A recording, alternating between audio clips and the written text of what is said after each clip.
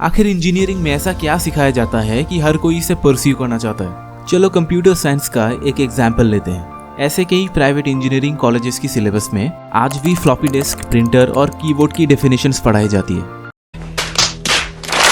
जहां पूरी दुनिया चैट जीपीटी और एडवांस एआई के बारे में बात कर रही है और हमारे कॉलेजेस हमें फ्लॉपी डिस्क यूज करना सिखा रहा है। एक popular Indian scientist PNR Rao ने कहा कि 90% इंडियन इंजीनियरिंग कॉलेजेस का करिकुलम आउटडेटेड है। इस करिकुलम को पढ़कर हम फॉरेन यूनिवर्सिटीज के साथ कम्पीट नहीं कर सकते। इमेजिन करो, अब कंप्यूटर साइंस एक ऐसे टीचर से पढ़ रहे हो जिसे खुद कोडिंग करना नहीं आता। यही रियलिटी है। लेकिन मैं ये सब कैसे कह सकता हूँ, क्योंकि मैं भी एक इंजीनियर हूँ और मुझे भी ऐसे ही पढ़ाया जाता है। तो चलिए शुरू करते हैं। हर साल इंडिया से करीब 15 लाख इंजीनियर्स ग्रेजुएट करते हैं, ये सोचकर कि हमें भी एक मोटा पैकेज लगेगा और गूगल, फेसबुक जैसी कंपनीज में जॉब मिलेगी। न्यूज़पेपर में उनका इश्तेहार आएगा कि इस लड़के को 1 करोड़ की पैकेज लगी है।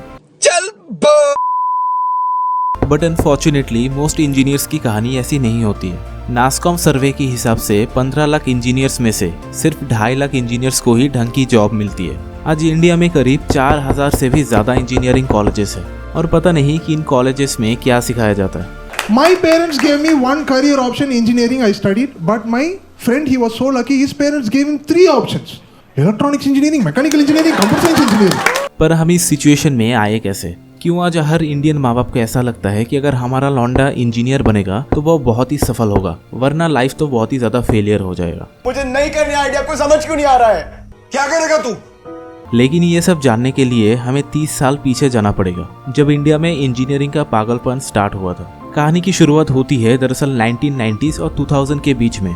1991 की लिबरलाइजेशन के बाद इंडिया में कई मल्टीनेशनल कंपनीज अपना ऑफिस सेटअप करने लग गई और इस सेटअप करने के लिए उन कंपनीज को इंजीनियर्स की आर्मी चाहिए थी ताकि वो उन कंपनीज के लिए सॉफ्टवेयर डेवलप कर सके। लेकिन इन मल्टीनेशनल कंपनीज ने सिर्फ इंडियन इंजीनियर्स को ही क्यों चुना? तो सबसे पहला रीजन तो ये है कि India had a large population, young and educated professionals who could speak in English. I can talk English, I can walk English, I can laugh English. दूसरा रीजन था कि इन लोगों की सैलरी डिमांड यूएस और यूरोप के engineer से comparatively कम था और ऐसा करके उन मल्टीनेशनल कंपनीज अपनी 80% लेबर कॉस्ट कम कर सकती थी इंडियन इंजीनियर्स को हायर करके, जो उन्होंने किया। इसके अलावा इंडियन गवर्नमेंट ने एक अच्छा आईटी इंफ्रास्ट्रक्चर बना दिया था इन कंपनीज की मदद करने के लिए, जिसकी वजह से इंजीनियरिंग कॉलेजेस की डिमांड पूरे देश में और भी ज़्यादा बढ़ गई।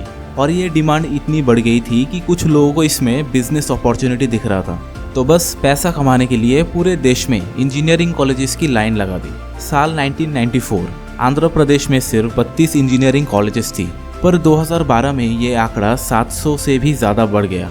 अगर ये कम लग रहा है तो मेरे पास और भी बहुत सारे एग्जाम्पल्स हैं। जैसे 1996 उत्तर प्रदेश में सिर्फ 12 इंजीनियरिंग कॉलेजेस थी, पर 2021 साल तक करीब 300 इंजीनियरिंग कॉलेजेस बनवाए गए।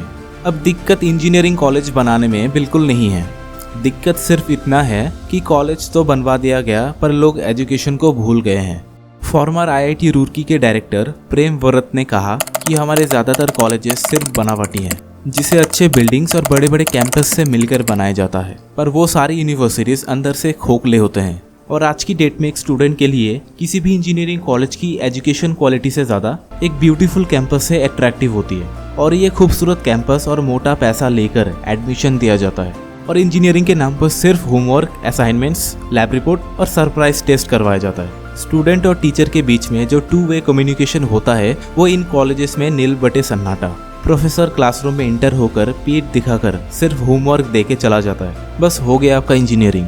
इसीलिए एक महापुरुष ने कभी कहा था, ऐसे पढ़ के फर्स्ट आ भी गए तो क्या फायदा। इन प्राइवेट इंस्टीट्यूशन का दूसरा प्रॉब्लम है कैपिटेशन प्रॉब्लम। कैपिटेशन फीस एक ऐसा लीगल तरीका है जो स्टूडेंट्स इन कॉलेजेस को देते हैं अपनी एडमिशन के लिए, और ये फीस कुछ लाख रुपए से लेकर करोड़ों रुपए तक हो सकता है। और इन चालाक इंजीनियरिंग कॉलेजेस ने एक सिस्टम बना के रखी है इन पेमेंट्स को लीगलाइज करने के लिए, जिसे मैनेजमेंट कोटा सिस्टम कहा जाता है। ये सिस्टम दरअसल एक लीगल तरीका है जिससे बच्चों का एडमिशन हो जाता है पब्लिक, मेडिकल और इंजीनियरिंग कॉलेजेस में।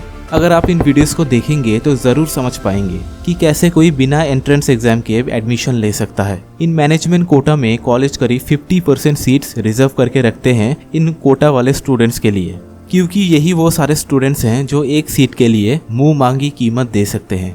क्योंकि एट दी एंड कॉलेजेस को भी तो पैसा चाहिए होता है ना, अपनी फैकल्टी मेंबर को देने के लिए और इंफ्रास्ट्रक्चर मेंटेन करने के लिए।